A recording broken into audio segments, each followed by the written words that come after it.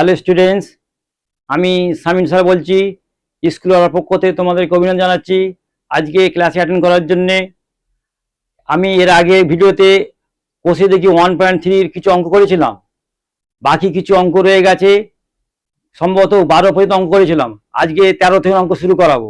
13 থেকে বাকি যে কটা অঙ্ক আছে সব আজকে শেষ করবো তোমাদেরকে। ঠিক আছে, চলো আমরা স্টার্ট করি 13 নম্বর অঙ্ক থেকে। দেখো 13 নম্বর, দেখো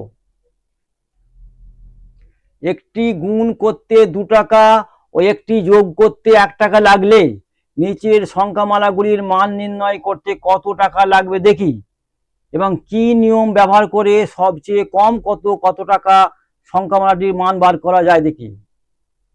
ঠিক আছে, এই দেখো এখানে একের নম্বর তুলছি আমি, দেখো একেরটা বলছে, এখানে একটা আমার অঙ্ক দেওয়া আছে, দেখে নাও। 3x² প্লাস 2x প্লাস 1 যখন x সমান 5, এই x এর মানটা বসিয়ে বলছে এখানে যদি একটা গুণ করতে আমার 2 টাকা খরচা হবে, যোগ করতে 1 টাকা খরচা হবে, তাহলে এই রাশিমালাটা তৈরি করতে আমার কত টাকা খরচা হবে। ঠিক আছে, x এর মান যখন 5 তখন রাশিমালাটা আমার কত টাকা খরচা হবে দেখো।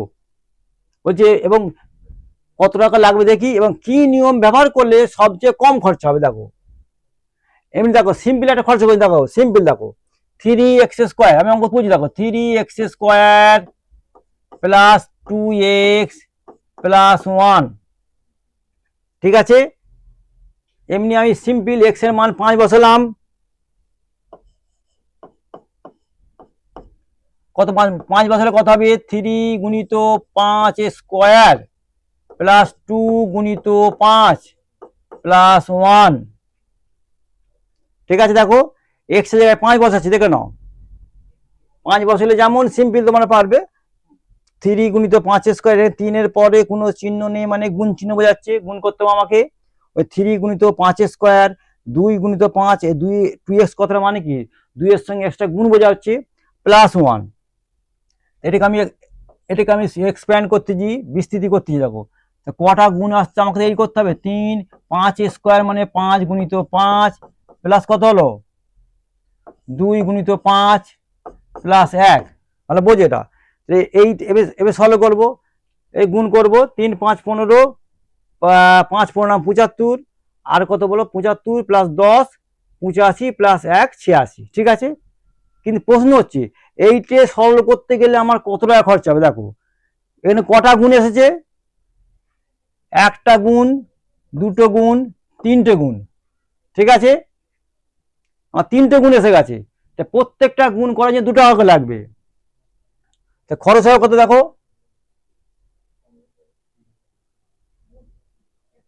তাহলে এটা কত খরচ হবে, এখানে আমি সংখ্যা খরচ লিখেছি, খরচ কত, কটা 3টে গুণ, 3টে গুণ মানে কত, না 3টে গুণ মানে 3 গুণিত 2 প্লাস যোগ কটা আছে দেখো, গুণ করতে 2 টাকা লাগবে এবং একটি যোগ করতে 1 টাকা লাগবে। আমার 3টে গুণ 1 2 3, 3টে গুণ করতে তাহলে 3 গুণিত 2 হলো, কটা যোগ, এখানে একটা যোগ, এখানে মোট 2টো যোগ, কত হলো 2 গুণিত 1 টাকা, কত 3 দিয়ে 6, 6 দিয়ে 8 টাকা। ঠিক আছে, দেখো ক্লিয়ার হয়েছে, তাহলে এইভাবে আমার খরচা 8 টাকা। দেখো অঙ্কটা এইভাবে কি করা যায় দেখে নাও তো, অঙ্কটা আবার তুলছি আমি। 3x² প্লাস 2x প্লাস 1, এখান থেকে x কমন নিচ্ছি আমি, 3x প্লাস 2 প্লাস 1। দেখো এবার এই স্টেপে মানটা বসাচ্ছি, x এর মানটা বসাচ্ছি, এই স্টেপে x এর মানটা বসাচ্ছি, কত 5 গুণিত কত 3 গুণিত 5 প্লাস 2 প্লাস 1। তাহলে আমার কটা গুণ আছে দেখো, এই যে আমার ইকুয়েশনটায় কটা গুণ এসেছে, একটা গুণ, এখানে একটা গুণ, এখানে 2টো গুণ, তাহলে মোট 2টো গুণ, যোগ কটা, এই একটা যোগ আর এই একটা মোট দুটো যোগ, দেখো দুটো গুণ দুটো যোগ, তা একটা গুণের জন্য আমার 3 টাকা লেগেছে, না 2 টাকা, তা দুটো গুণ 2 গুণ 2, ঠিক আছে। আর যোগ কটা হচ্ছে একটা দুটো যোগ, যোগের জন্য 1 টাকা লেগেছে, তা কত হলো 4 দিয়ে 6 টাকা। দেখো দেখে নাও একই অঙ্ক, খালি পদ্ধতি আলাদা হচ্ছে, দেখে নাও একটা সিম্পল মান বসিয়ে দিলাম, বসিয়ে দিয়ে দেখা গেলো আমার 3টে গুণের জন্য আমার এখানে টাকাটা 8 টাকা খরচ হয়েছে, আর এখানে আমি একটু অঙ্কটা সিম্পলিফাই করলি, করার পর দেখো 6 টাকা খরচ হয়। এই পদ্ধতি কি বলে মনে আছে, এর আগে শিখিয়েছিলাম তোমাদের। দেখো আমি এর আগের ভিডিওতে আমি একটা 10টাই দিয়েছিলাম, শতসিদ্ধ বলে আমি 10টা একটা নিয়ম লিখে দিয়েছিলাম, অ্যাক্সিওম শতসিদ্ধ, সংযোগ পদ্ধতি, বিনিময় পদ্ধতি, তারপরে বিচ্ছেদ পদ্ধতি, তারপরে একসম উপাদান পদ্ধতি, বিপরীত বিপরীত উপাদান পদ্ধতি, সব লিখে দিয়েছিলাম। সেই 10টার মধ্যে দেখো এখানে সেই পদ্ধতিটা আছে, এটা বলে বিচ্ছেদ পদ্ধতি, ঠিক আছে। এটা বলে ডিস্ট্রিবিউটিভ ল, বিচ্ছেদ পদ্ধতি। যখনই আমি বিচ্ছেদ পদ্ধতি অ্যাপ্লাই করলাম, দেখো খরচা আমার কমে গেছে, 2 টাকা কমে গেছে, ঠিক আছে। দেখো নেক্সট নাম্বারটা দেখো, 2 নম্বরটা অঙ্ক কি আছে, এরই 2 নম্বর অঙ্ক দেখে নাও কত আছে অঙ্কটা, 2x³ plus 3x² plus 2x plus 3, বলছে এখানে x যখন 7 হবে,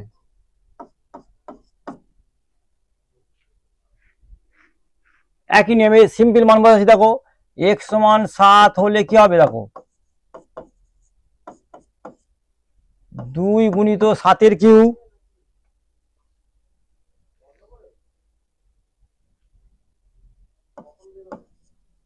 প্লাস 3 গুণিত 7 স্কোয়ার প্লাস 2 গুণিত 7 প্লাস 3, দেখো ভালো করে,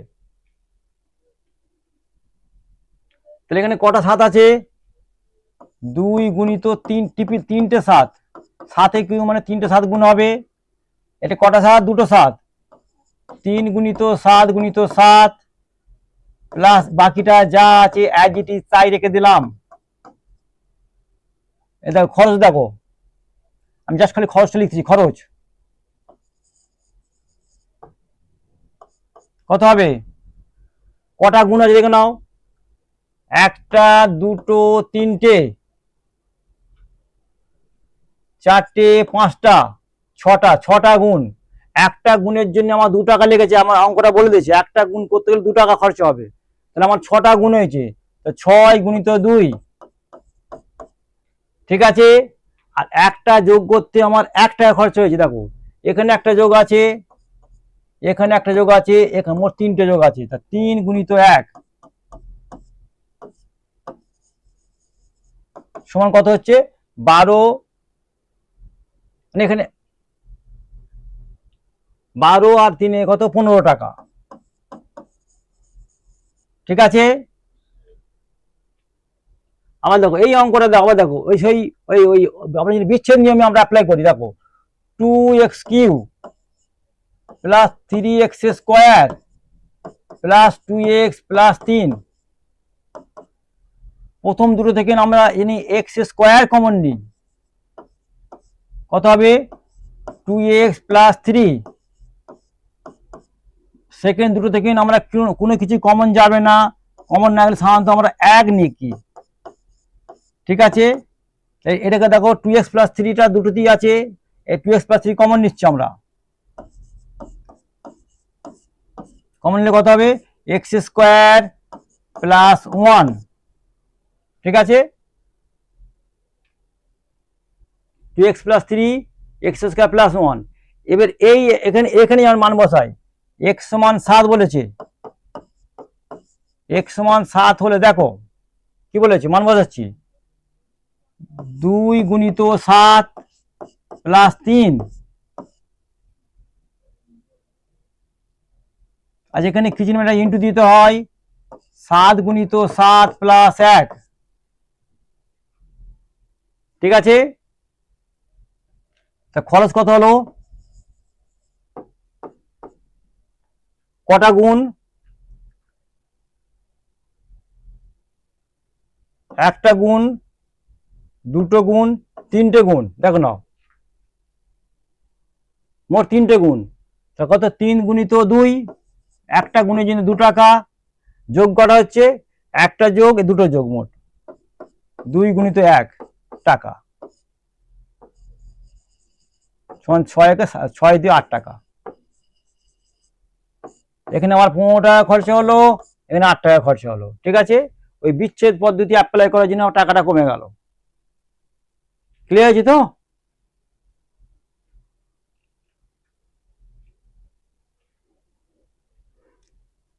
ঠিক আছে, আমি তাহলে পরে যেতে যাচ্ছি। আমি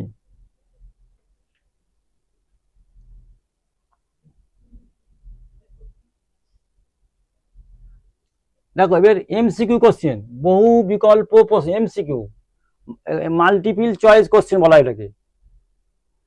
ঠিক আছে, মাল্টিপল চয়েস কোশ্চেন দেখলো, শুধু শুধু ব্যাপারটা এখানে ঠিক মারতে হবে, তো বুঝে নাও। দেখো বলছে √5 দশমিক বিস্তার, বলছে এই √5টাকে যদি আমরা দশমিকে বিস্তার করি, বিস্তার করলে আমরা কি পাবো, যে একটি সসীম দশমিক পাবো, না একটি সসীম অথবা আবৃত দশমিক পাবো, না 3 নম্বরটা একটু অসীম এবং অনাবৃত দশমিক পাবো, না কোনোটিই নয়। একদম এইসব আলোচনা তোমরা করেছো, আশা করি তোমরা নিজেরাই উত্তর দিতে পারবে। তবু আমি বলছি, √5 নাম্বারটা যেহেতু অমূলদ সংখ্যা, অমূলদ সংখ্যাকে দশমিকে কনভার্ট করলে নাম্বারটা অসীম হবে, অনাবৃত হবে। ঠিক আছে, অসীম অনাবৃত, এই সি নাম্বার সি, আনসারের উত্তর সি হবে, অপশনটা সি হবে। তো উত্তরে কত হবে, অপশন সি। দেখে নাও, কারণ যেহেতু √5 নাম্বারটা হচ্ছে অমূলদ সংখ্যা, আমি অমূলদ সংখ্যাকে যখনই আমরা কোনো অমূলদ সংখ্যাকে দশমিকে কনভার্ট করব, হ্যাঁ, তখন ভাগ দশমিকটা হবে অসীম হবে এবং অনাবৃত হবে। ঠিক আছে, তো 1 নম্বর উত্তরটা হবে আমার, এই 1 অঙ্কের উত্তর অপশন সি উত্তরটা হবে। ঠিক আছে,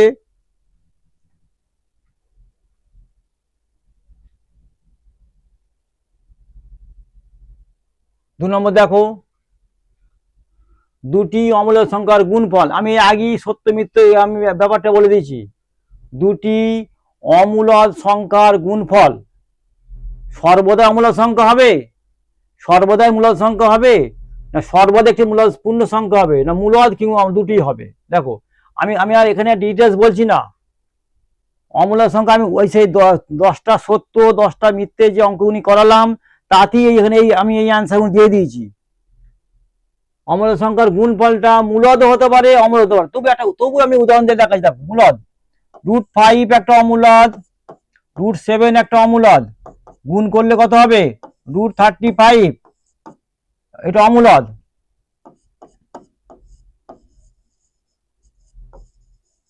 ঠিক আছে, আবার দেখো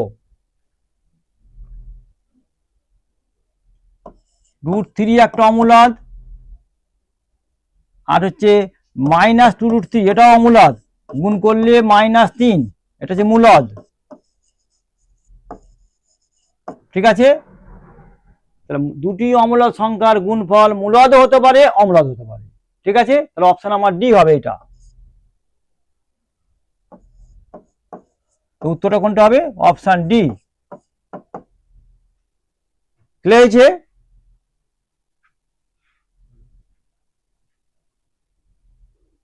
আমি পরের কোশ্চেন যাচ্ছি। দেখো পাই এবং 22/7 দুটি মূলদ সংখ্যা, না দুটি অমূলদ সংখ্যা, না পাই মূলদ সংখ্যা এবং 22/7 অমূলদ সংখ্যা, না পাই অমূলদ এবং 22/7 মূলদ সংখ্যা।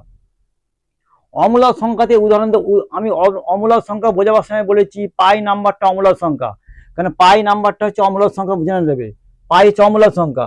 আর 22/7 বলার দরকার আছে, একটু আগেই বলেছি যে কোনো সংখ্যাকে p/q আকারে প্রকাশ করলেই তা কি বলা হবে, মূলদ সংখ্যা।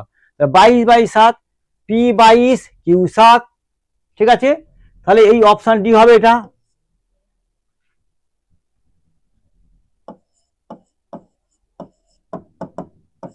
অপশন ডি হয়ে গেল। ক্লিয়ার হয়েছে?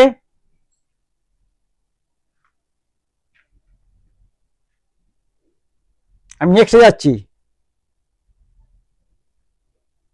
দুটি মূলদ সংখ্যার মধ্যে কোনো মূলদ সংখ্যা নেই। দেখো দুটি, এখানে বলছে দুটি মূলদ সংখ্যার মধ্যে কোনো মূলদ সংখ্যা নেই, একটি মাত্র মূলদ সংখ্যা আছে, অসংখ্য মূলদ সংখ্যা আছে, কোনো অমূলদ সংখ্যা নেই। আমি সেই এইসব সবই আলোচনা করেছি, তোমরা উত্তর দিতে পারবে নিজেরাই, তবু আমি ব্যাপারটা বলে দিচ্ছি। দুটি মূলদ সংখ্যার মধ্যে অসংখ্য মূলদ সংখ্যা আছে, ঠিক আছে, অসংখ্য মূলদ সংখ্যা আছে। অপশন সি উত্তরটা হবে।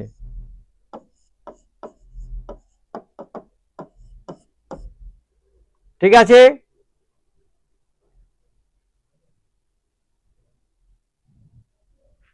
আমি পরে যাচ্ছি। দুটি অমূলদ সংখ্যার মধ্যে কোনো মূলদ সংখ্যা নেই, একটি মাত্র অমূলদ সংখ্যা আছে, অসংখ্য অমূলদ সংখ্যা আছে, কোনো অমূলদ সংখ্যা নেই। একই নিয়ম, একই লজিক। দুটি অমূলদ সংখ্যার মধ্যেও অসংখ্য অমূলদ সংখ্যা আছে। যেমন দুটি মূলদ সংখ্যার মধ্যে অসংখ্য মূলদ সংখ্যা আছে, ঠিক সেরকম দুটি অমূলদ সংখ্যার মধ্যেও অসংখ্য অমূলদ সংখ্যা আছে। ঠিক আছে, তাহলে এটা এই আমি অপশন সি, দেখো যদি উদাহরণ দিয়ে বোঝাতে পারি, দেখো √2 অমূলদ, √7 অমূলদ, তার মাঝে আছে দেখো √5, √3, এরকম অসংখ্য অমূলদ সংখ্যা আছে। আমি দুটো দিলাম, আর আরো আছে, এখানে এখানে আরো আছে। ঠিক আছে, যদি উদাহরণ দিয়ে বোঝাতে পারি, দেখো 2 √2 অমূলদ সংখ্যা, √7 অমূলদ সংখ্যা, তার মধ্যে √3 আছে, √5 আছে, আরো অনেক অনেক অসংখ্য সংখ্যা অমূলদ সংখ্যা আছে। ঠিক আছে, তাহলে অ্যান্সার হলো কত? অ্যান্সার হলো সি।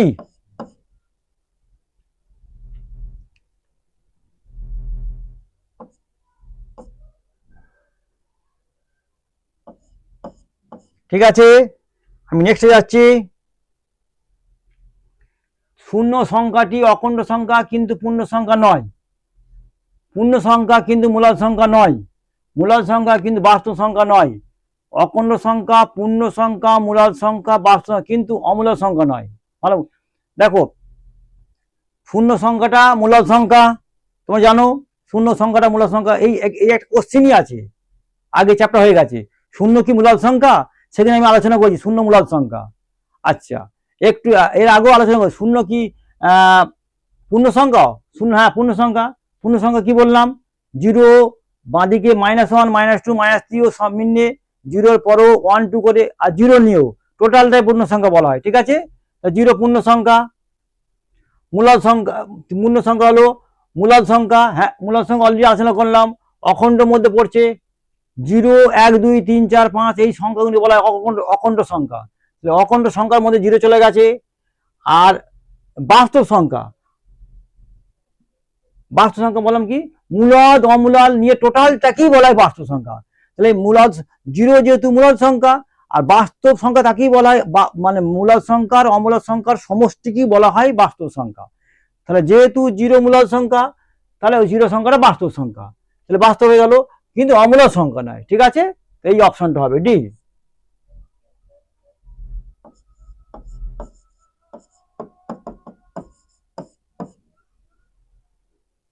ঠিক আছে,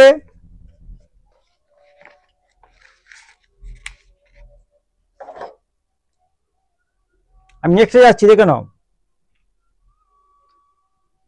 সংক্ষিপ্ত উত্তর ভিত্তিক প্রশ্ন, এইগুলি 2 মার্কসে থাকে, এইগুলি কোশ্চিনে 2 মার্কস থাকে, এগুলি হ্যাঁ ফলো করবে।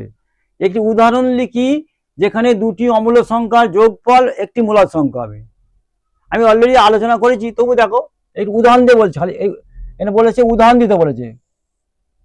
দেখো দেখো, আমি উত্তর লিখতেছি। 2 + √3 একটা মূলদ সংখ্যা, অমূলদ সংখ্যা। 5 - √3 একটা অমূলদ সংখ্যা। দেখো 2 প্লাস রুট 3 একটা অমূলদ সংখ্যা, আর 5 মাইনাস রুট 3 একটা অমূলদ সংখ্যা। এই দুটো অমূলদ সংখ্যা যোগ করছি। 2 plus root 3 plus 5 minus root 3 যোগ করলাম। 2 plus root 3 5 minus root 3, root 3 কেটে গেল, সমান 5 প্লাস 7। এটা একটা মূলদ সংখ্যা।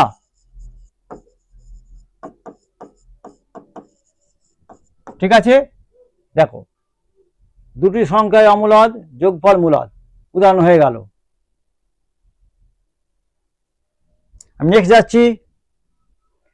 একই একটি উদাহরণ লিখি যেখানে দুটি অমূলদ সংখ্যার বিয়োগফল একটি মূলদ সংখ্যা। দেখো বিয়োগফল বলেছে, একই নিয়মে দেখে নাও। 2 প্লাস রুট 3 একটা মূলদ সংখ্যা, আমি 5 দিই, 5 মাইনাস রুট 3। ঠিক আছে, আচ্ছা প্লাসই করে দিই, বিয়োগফল বলছি তো। 2 প্লাস রুট 3 একটা অমূলদ সংখ্যা,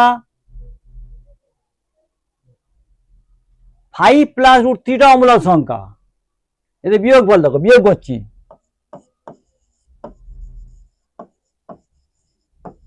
বিয়োগফল কত দেখো, 2 plus root 3 minus 5 plus root 3, bracket তুলছি আমি। 2 plus root 3 minus 5 minus root 3, minus root 3 কেটে গেল, সমান -3। একটি এটা মূলদ সংখ্যা, এটা হচ্ছে মূলদ সংখ্যা। ঠিক আছে, দেখো দুটি অমূলদ সংখ্যার বিয়োগফল একটি মূলদ সংখ্যা, উদাহরণ দিয়ে দেখে দিলাম। ক্লিয়ার হয়েছে? আমি নেক্সট যাচ্ছি। এটা বলছি 1/7 ও 2/7 মধ্যে একটি মূলদ সংখ্যা লিখি। এটা আমি এর আগেও বলেছি, আবার দেখে নাও। 1/7 2/7। আচ্ছা নিয়ম একটা বলেছি, এই অনেক নিয়মে করা যায়। আমি একটা নিয়ম বলেছি, ওখানে দুটো নিয়ম বলেছিলাম। দুটো সংখ্যার মধ্যে নিয়ে একটা মূলদ সংখ্যা বার করতে বলে যোগ করে 2 ভাগ করে দেবে, এটা একটা উত্তর। আমি দুটি দেখাচ্ছি, দেখো দুটো নিয়মে দেখাচ্ছি আমি, দেখো না।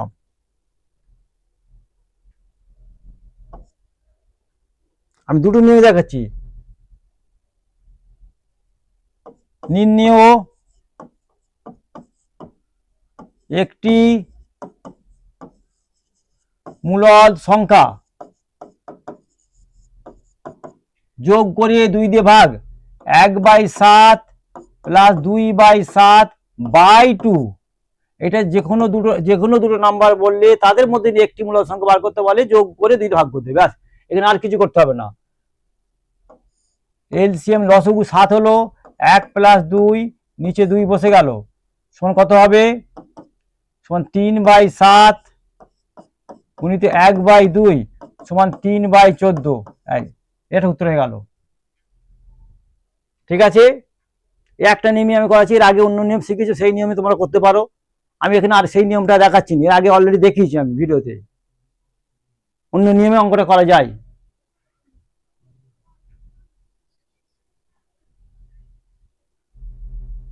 ঠিক আছে, আমি নেক্সটে যাচ্ছি।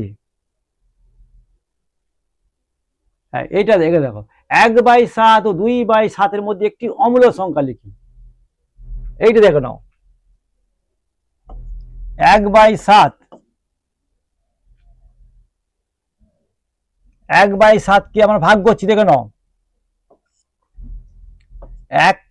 1 দিয়ে 1কে 7 দিয়ে ভাগ করছি। সেই নিয়মে দশমিক খাইয়ে 0 দিলাম, তার আগে একটা 0 বসিয়ে দিলাম। 7 1 7, বিয়োগ করছি, 3 হলো 30, 4 7 28,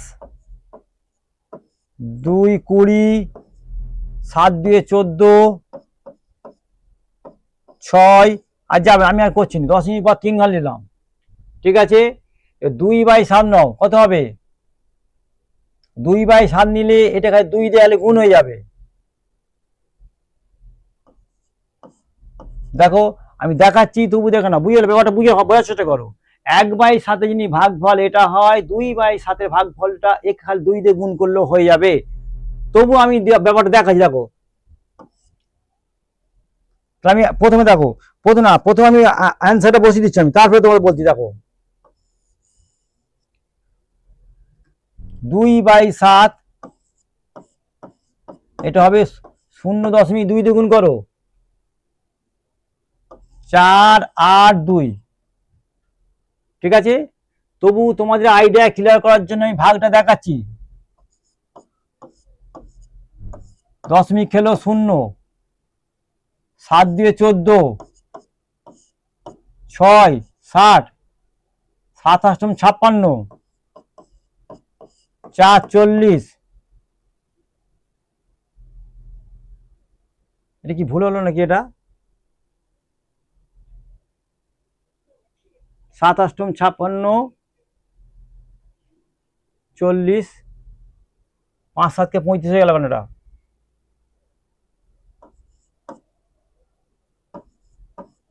35 5,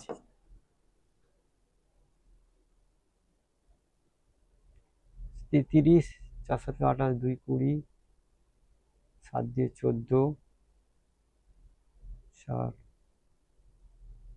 20, 7 দিয়ে 3 7 7 দিয়ে 14, 6 6 নামলো, 6 60, 7 56, 4 40। ও, এখানে এখানে আরো, এরা ভাগ আরো দেখিয়েছে ওরা।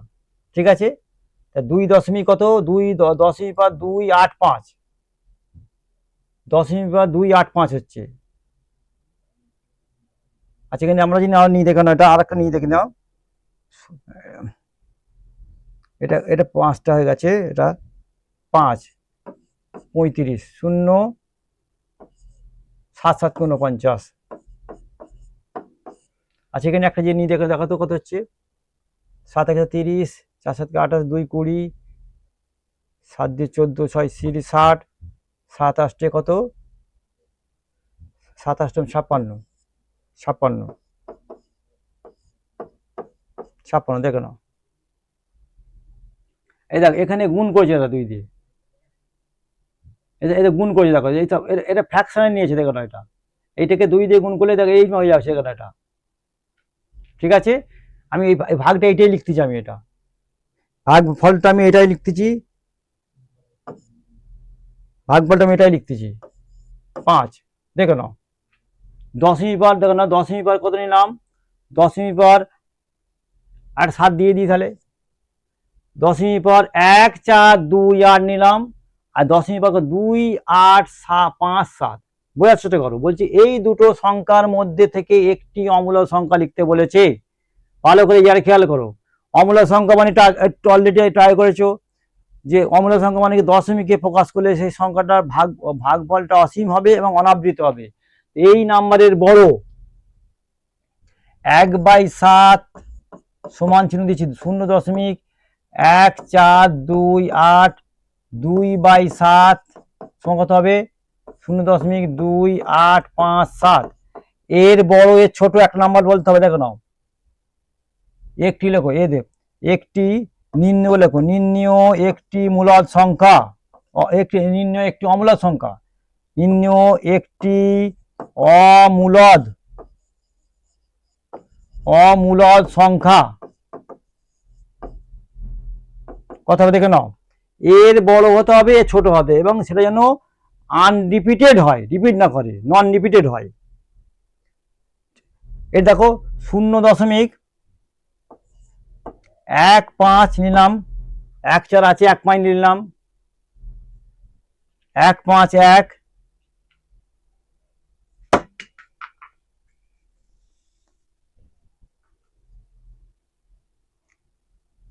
1 5 ডবল 1,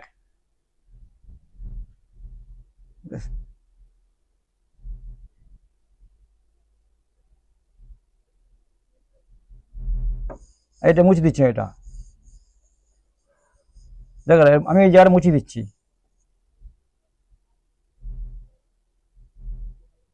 ছোট করে লিখছি, দেখো কত ছোট কত কত 40, 5 7 কে 35 মাইনাস 5 7 7 49, এটা ছোট করে লিখলে এখানে ধরছে না বলে, ঠিক আছে। 1 5 1, আবার 5 ডবল 1, 5 ট্রিপল 1, 5 চারটে 1, দেখো তাহলে বুঝে না এটা 0.1428, 0.2857 এদের মধ্যে একটি মূলদ সংখ্যা লিখতে, একটি মূলদ সংখ্যা প্রথমেই মাথায় রাখতে হবে, এর বড় হতে হবে, এর ছোট হতে হবে, ঠিক আছে। এবং সেই নাম্বারটা হবে অসীম এবং অনাবৃত। তাহলে দেখেন কত হয়েছে, 14 আছে, দশমিক পর 1 4 নিলাম, দশমিক পর 1 5 নিলাম, এক বাড়িয়ে দিলাম, মানে বড় হয়ে গেল, এবং এর ছোট 1 5 1 নিলাম, 1 5 5, আবার দুটো 1 দিয়েছি, 5 3টা 1 দিয়েছি, অসীম অনাবৃত, ঠিক আছে। এটা হচ্ছে মূলদ সংখ্যা হয়ে গেল, অমূলদ সংখ্যা। নেক্সট দেখে নাও, এবার এটা অলরেডি তোমাদের শিখেছি, আবার দেখো আমি আবার এটা অলরেডি তোমাদেরকে বলেছি আমি। 0.0123, 3-এর মাথায় পৌনপুনি, এই আবৃত দশমিকে বলছে সামান্য ভগ্নাংশে প্রকাশ করতে বলছে। দেখো আমরা তুলছি, আমি দেখো 0 1 2 3, ঠিক আছে, মনে আছে। দশমিক ছাড়া যে নাম্বারটা আছে বসিয়ে দিলাম, 1 2 3, এই ধারে শূন্যটা বাঁ দিকের প্রথম শূন্যটা বসাবার দরকার নেই, ঠিক আছে। দেখে নাও, মনে আছে তো, আমি আবার দেখো বলছি, দেখো নাও, পুরো দশমিক ছাড়া পৌনপুনিক ছাড়া নাম্বারটা আমি বসিয়ে দিলাম। তারপরে দেখে নাও, দশমিকের পরে যে নাম্বার গুণের মাথায় পৌনপুনিক নেই, কটা সংখ্যা মাথা পৌনপুনিক নেই, 3টে সংখ্যা মাথা, মানে বিয়োগ করতে হলো 0 1 2, মানে আলটিমেটলি 1 2, ঠিক আছে। এবার কটা সংখ্যার মাথায় পৌনপুনিক, একটি সংখ্যার মাথায় পৌনপুনিক, একটি নয়, ক্লিয়ার হয়েছে। আর দশমিকের পর কটা সংখ্যার মাথায় পৌনপুনিক নেই, 3টে সংখ্যার মাথায়, 0 1 2, তার জন্য 3টে 0 হবে, ক্লিয়ার হয়েছে তো। দেখো এটা আবার রিপিট করছি, দেখো প্রথমে দশমিক এবং পৌনপিক ছাড়া নাম্বারটা বসিয়ে দেবে, বসিয়ে দেওয়ার পর যাদের মাথায় পৌনপুনিক নাই সেই নাম্বারগুলিকে বিয়োগ করব। যেহেতু এখানে নাম্বার আছে 0 1 2 এর মাথায় পৌনপুনিক নাই, 0 1 2 মানে হচ্ছে আলটিমেট নাম্বারটা 12, 12 বিয়োগ করলাম, বিয়োগ করার পর বাই দিয়ে যতগুলি সংখ্যার মাথায় পৌনপুনিক আছে তার জন্য ততগুলি নয় বসবে। একটি সংখ্যার মাথায় পৌনপুনিক আছে, এই 3-এর মাথায় পৌনপুনিক, তার জন্য একটি নয় প্রথমে বসে গেল। এভাবে দশমিকের মালো নিয়মটা বলছি, দশমিকের পর এখানে একটা সংখ্যা থাকলে কি তার জন্য হবে না, যদি এখানে দশমিক আগে কোনো সংখ্যা থাকে তার জন্য কিন্তু 0 হবে না, এটা ভুল করে না করো জানো। একটি দশমিকের পর যতগুলি সংখ্যার মাথায় পৌনপুনিক নেই তার জন্য 0 হবে, এই বিয়োগ করে দাও। 123 থেকে 12 বিয়োগ করলে কত হবে, 1 1 1 9000, ঠিক আছে। তাহলে এইটা সামান্য ভগ্নাংশ হয়ে গেল। 3 দিয়ে কাটতে পারি আমরা, 3 3 9, 3 7 21, 3 1000, 3000, 9000, 37/3000। এটা হচ্ছে একটি সামান্য ভগ্নাংশ, এটাকে বলে একটি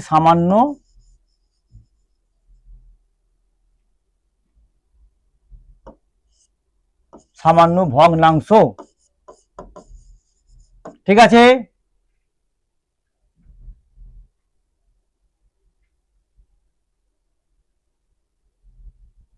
তোমাদের এই চ্যাপ্টারটা টোটাল কমপ্লিট হয়ে গেল, তোমাদের এই চ্যাপ্টারটা টোটাল আজকে পুরো 1.3 নাম্বার চ্যাপ্টারটা টোটালটা কমপ্লিট হয়ে গেল। এই চ্যাপ্টারের মধ্যে আমি যে করালাম করার পর তোমরা যেটা কয়েকটা অঙ্ক আমি তোমাদের হোমওয়ার্ক দিয়েছিলাম, এই হোমওয়ার্কগুলি যদি তোমরা না পেরে থাকো আমাকে কমেন্ট বক্সে জানাবে, তাহলে আমি সেই অঙ্কগুলি পরবর্তীতে আবার করে দেবো। ঠিক আছে, তাহলে কি বললাম, তাহলে যে 1.3 চ্যাপ্টারটা টোটাল কমপ্লিট হলো আজকে। এর মধ্যে কয়েকটা অঙ্ক আমি তোমার ছেড়ে দিয়েছি, কারণ হচ্ছে তোমাদেরকে হোমওয়ার্ক দিয়েছিলাম। ওই হোমওয়ার্কগুলি তোমরা যদি না পেরে থাকো কমেন্ট বক্সে জানাবে। ঠিক আছে, আর এতক্ষণ এই ভিডিওটা দেখার জন্য তোমাদেরকে আমি ধন্যবাদ দিলাম স্কুলওয়ালার পক্ষ থেকে। আর তোমাদেরকে আবার বলছি, যদি এটা ভালো লাগবে, আশা করি ভালো লাগবে, কারণ এই বুঝতো ভালো লাগলে তোমরা লাইক করবে, শেয়ার করবে, আর সাবস্ক্রাইব এটাও করবে। আর আমি আবার রিপিট করতেছি, কারণ ম্যাথ তো, যদি এর মধ্যে কোনো জায়গায় কোনো বুঝতে যদি অসুবিধা হয় তোমরা অবশ্যই কমেন্ট বক্সে জানাবে। আমি পরবর্তীতে সেই কমেন্ট বক্সে তোমাদের মতামত নিয়ে আমি যদি পারি, সম্ভব হলে আমি আবার একটা ভিডিও তোমাদের করে শোনাবো ওখানে। তাই এখানেই শেষ করছি। Thank you.